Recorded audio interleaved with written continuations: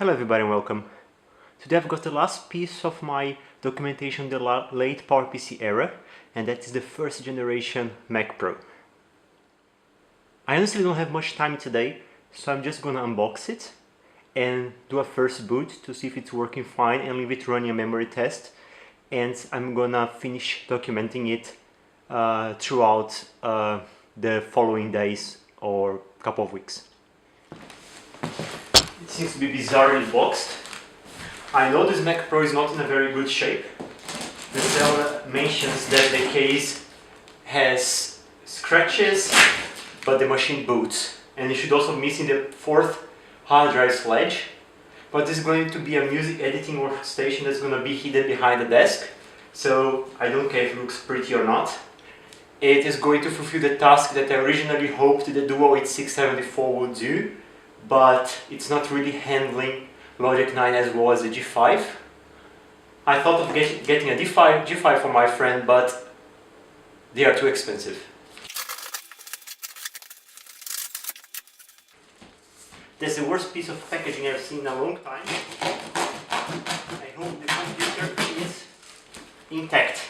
I don't know where the box begins and ends. It's awful. I guess I'm just going to open the minimum to expose the computer and leave the rest of the box intact.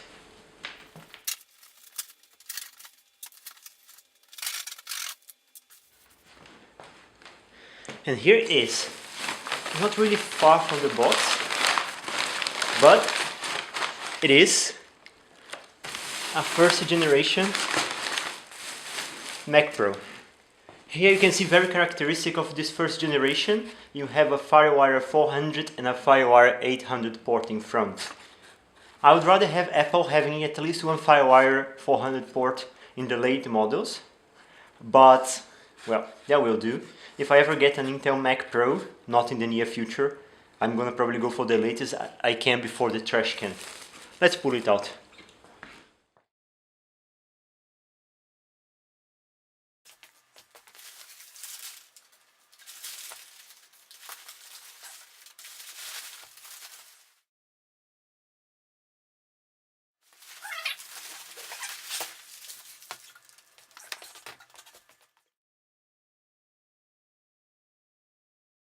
As described by the vendor, the unit is in a very bad shape. There's a sticker on the side that seems to be there since ages and probably gonna leave a horrible mark. There's a mark on the top here. It's like scratched, so it's like someone put something that, you know, melted on it and caused some corrosion. And I think this unit saw some water because the bottom here is heavily corroded. The polished finish of the aluminum is gone, the surface is rough, and yeah, it's unrecoverable. The front looks fine though, it's just very dirty, and I think with some good cleaning my friend will even be able to leave it on the table. So let's open it up.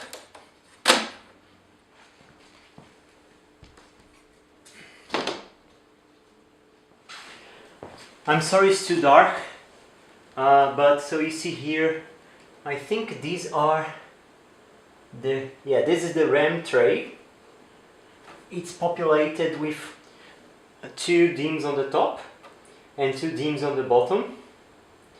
And here we have the graphics card. It looks like the cheapest available option. That should be the GeForce GT.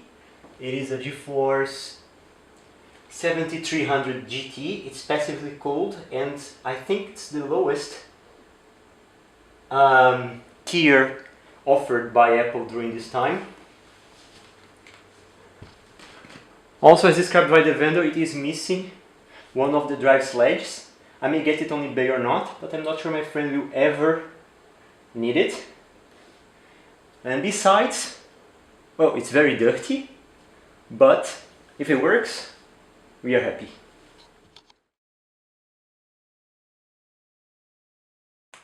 I'm sorry it's super dark in here, but I really don't have time today. So, well, let's just fire her up. She's now sitting next to my MDD Duo 867. Oh, I actually need to plug first the power cable. Alright, she started blinking without me pushing anything. I don't know what that means. Let's see if she's gonna boot up or if I should press the power cord. Let's give it a shot.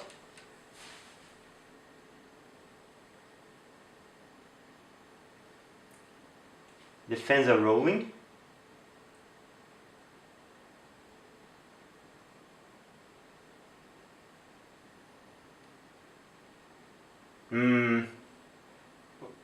I don't know what that's really supposed to mean, so I guess I'm gonna have to Google it up and update this later. So I actually just booted it pressing Command Option PR, and it seems now to be going anywhere or somewhere. The thing I noticed now already is that the speaker sounds horrible. The G5 sounds actually much better. It's like a broken AM radio speaker sound. It seems to be complaining there is no system folder, so I'm gonna do what? I'm gonna get one of the MDDs booted in FireWire disk mode and use it as a target disk. So now I have the Duo 867 booted in FireWire disk mode, the target disk mode, and the FireWire 400 cable there is connecting to, let's move the camera here, focus, okay, to the FireWire 400 port of the Mac Pro, and let's see if it now boots up.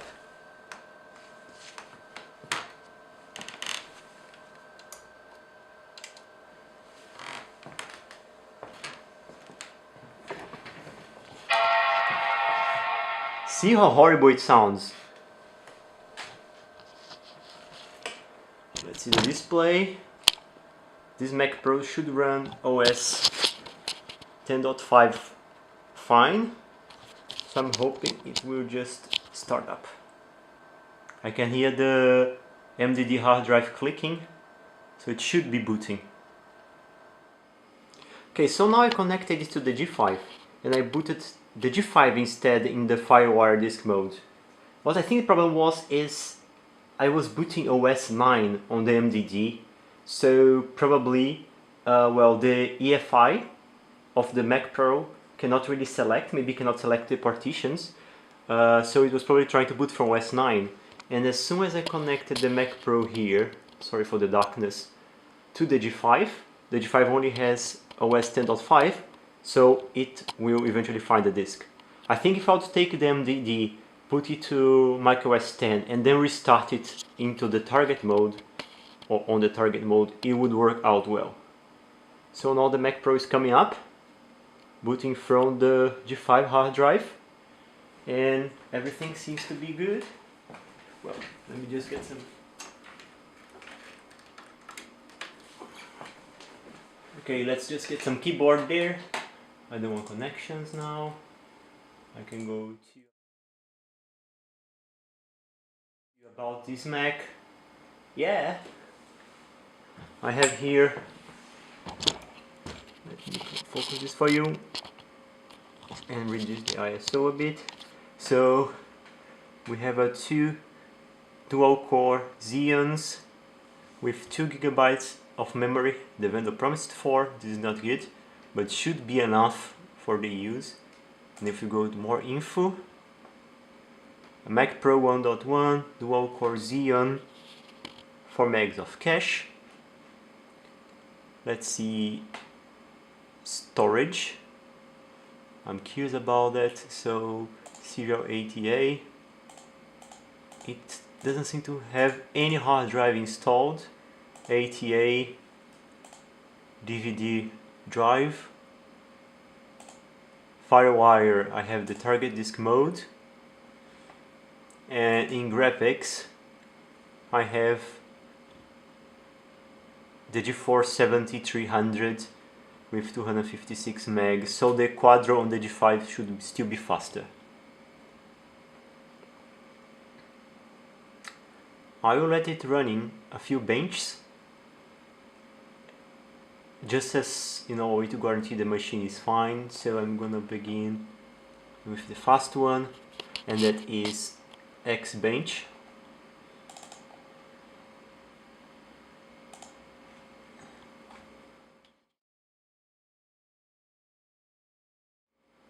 So let's see what I get from it.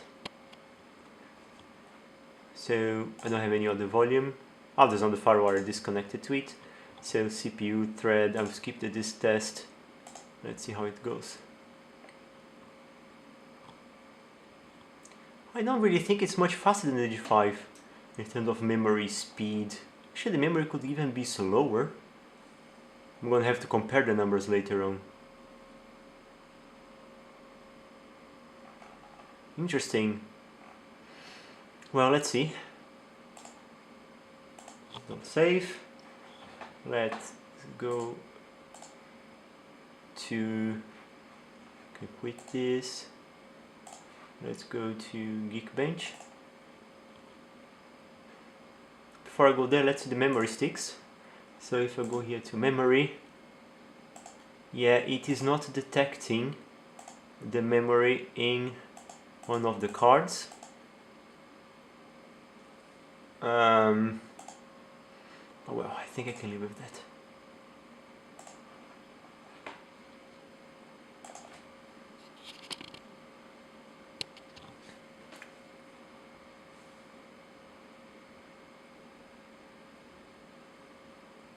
It is so much quieter than the G5, it's unbelievable.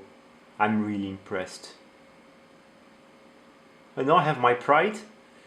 Until the G5 and all I spent on it pays for itself, I'm gonna stay on it.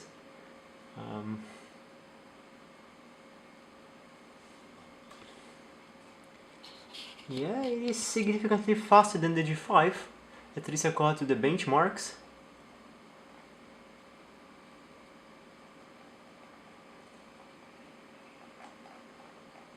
I think the G5 is better on floating point, but I'm gonna have to verify it later scientifically. Memory, I think the G5 scores better. Stream performance, I don't recall. Anyway, I'm gonna shut this down because I'm just not gonna leave the G5 running the whole night with the pumps, you know, bursting. Yeah, that was it. Thanks for watching, and let's compare the progress of things later on.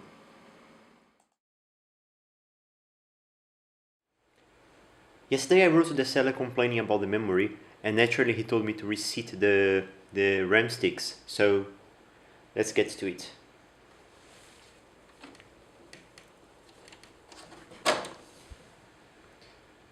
Before I go ahead, the chassis looks much worse than I thought. The computer really had a bad time. Look at how it looks down here. It's unbelievably bad.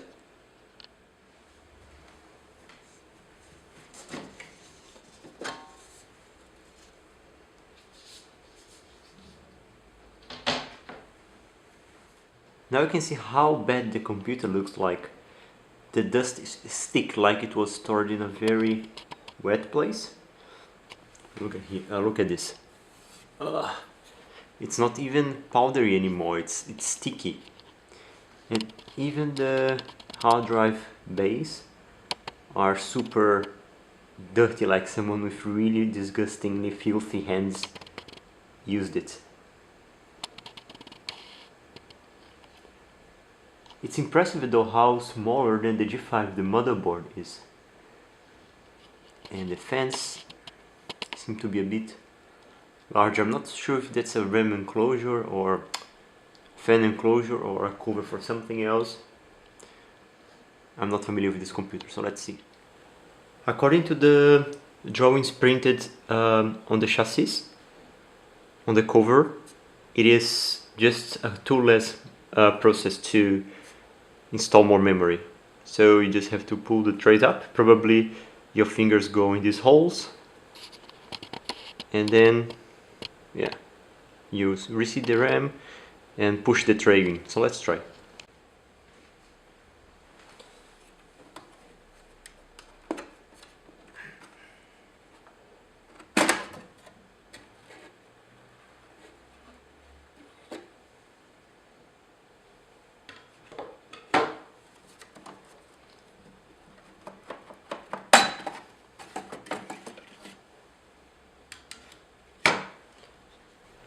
This memory is massive. I'm really impressed. It has huge heat sinks. I really wonder how hot I got. The G5 has standard memory sticks, but these are covered by this massive. It's really incredible.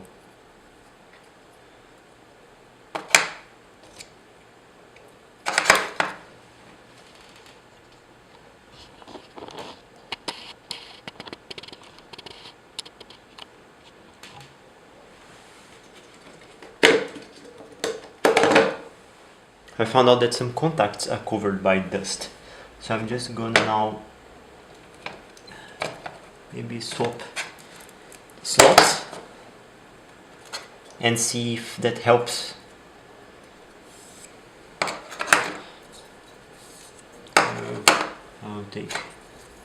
I'll try to swap all the positions so none of the sticks is in the matching spot, or maybe I should not do that, but well, whatever.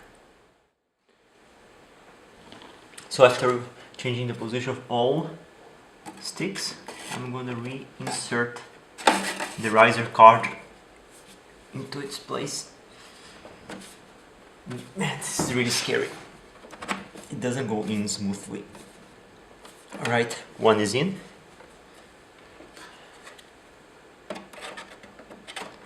The rails they have here really help. The second one is in.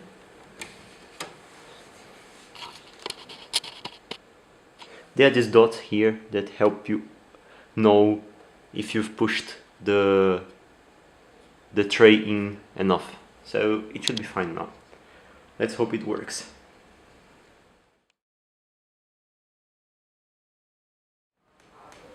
So after a lot of reinserting and inserting the RAM, I went to Apple's page and I saw that what I was doing is correct. So you should populate first a pair on the upper tray and then a pair on the bottom tray, but nothing was giving me 4 gigs of RAM. Now what I did was